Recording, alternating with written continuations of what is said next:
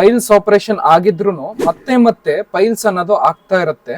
ಇಲ್ಲಿ ಒಂದು ಲಾಜಿಕ್ ನ ಮಿಸ್ ಆಗ್ತಾ ಇದೀರಾ. ಪೈಲ್ಸ್ ಅನ್ನೋದು ಯಾಕೆ ಆಗುತ್ತೆ?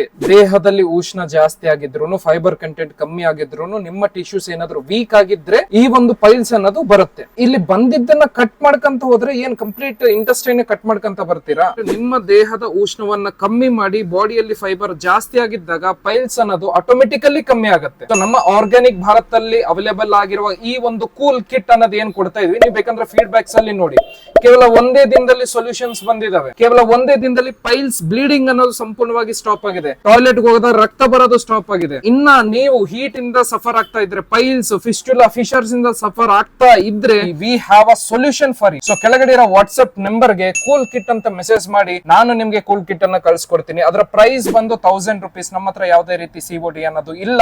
ನೀವು ಆನ್ಲೈನ್ ಪೇಮೆಂಟ್ ಮಾಡಿದ ಆದ್ಮೇಲೆ ನಾವು ನಿಮ್ಗೆ ಪ್ರಾಡಕ್ಟ್ ಅನ್ನೋದನ್ನ ಕಳ್ಸಿಕೊಡ್ತೀವಿ. ಧನ್ಯವಾದಗಳು.